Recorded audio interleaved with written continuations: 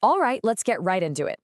For most of our lives, we're taught that wealth is, well, it's something you stack up, right? Something you put in a vault. But what if the real definition of wealth, especially as we get older, is something completely different? Something you can't just lock away, but something you have to live and breathe every single day. It really all boils down to this one simple, but honestly pretty profound question. We spend decades, literally decades, building up our financial balance. We're so meticulous about saving and investing. But what about our physical balance? The actual ability to stand, to walk, to move with strength and stability. Have we really invested in that with the same kind of focus? And this really lays out the two paths we can go down. On one side, you've got that financial balance. It's numbers on a screen, assets in a portfolio. Pretty straightforward. But on the other side, there's physical balance, the actual strength in your legs, the power in your lungs. And this whole explainer, well, it's all about making the case that the second one just might be the most valuable asset you will ever own. So what happens when we go all in on just one side of that equation? We end up with something you could call an incomplete success. I want you to picture this for a second. This is a scenario drawn right from our source material. You've made it. You're 58 years old. You're financially set. You've got a mountain of savings. But here's the catch. You're looking at all that success from a wheelchair because the lifetime of putting your body on the back burner has finally caught up with you. You literally have the money to go anywhere in the world, but you don't have the mobility to get out of the chair. And that's the real gut punch, right? When your health is gone, what is wealth, really? It becomes, and I love how the source puts this, just a pile of paper. It loses all its power, its purpose, its ability to bring you any kind of joy. It's a fortune you just can't spend. Okay, so if that's the problem, then what's the solution? We have to start by exploring a new and I think much more powerful definition of what it actually means to be wealthy. And, this isn't some hot new take.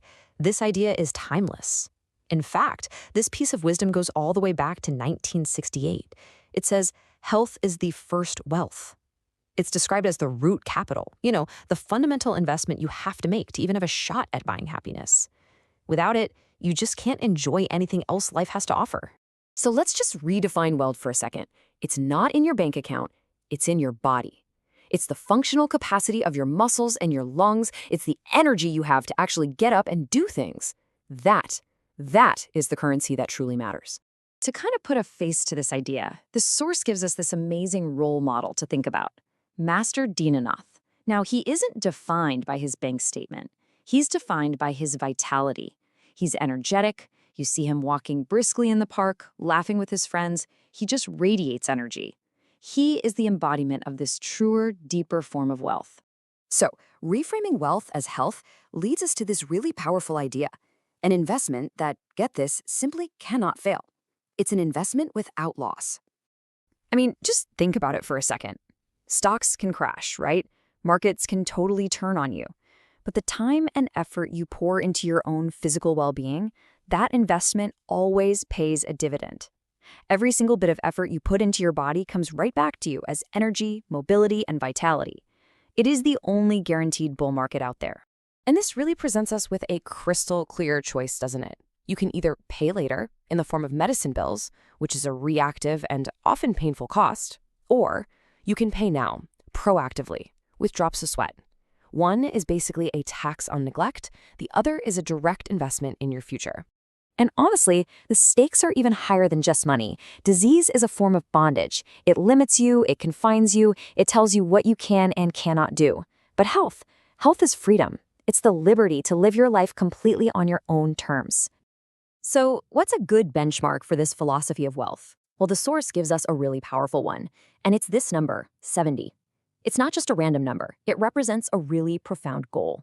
Because if you can walk confidently without any support at age 70, then according to this way of thinking, you are one of the richest people on the entire planet. Forget billionaires with private jets. This right here is the real standard of wealth, that simple yet profound freedom of movement in your later years. Okay, so we get the why. That part's clear. Now it's time for the how. It's time to actually build a system. Now, this is a really crucial mindset shift. The source tells us to stop aiming for discipline. Think about it. Discipline relies on willpower. And willpower, well, it comes and goes. Instead, the goal is to build a system. That's a set of habits and routines that just become a natural part of your life, kind of running on autopilot. And the system itself is beautifully simple. First, you have to consciously change your priority. You have to truly acknowledge that your health is your #1 asset. Second, you build your own personal system around that priority. Maybe it's a walk every morning, a yoga class, whatever works for you. And third, and this is the most important step of all, you start today. Not tomorrow, not next Monday. Today. So here's the final call to action. We spend so much time and energy planning our financial legacy, right? Writing a will to pass on our assets. The source is urging us to apply that exact same foresight to our physical legacy. Before you even think about planning how to distribute your money, create a plan, a system to preserve the one thing that gives it all meaning, your health. And so, I'll just leave you with this question to think about. When it's all said and done, what's going to be the most valuable inheritance you leave behind? A number in a bank account, or the example of a life lived with energy, with vitality, with true, vibrant wealth? The choice, as they say, is yours.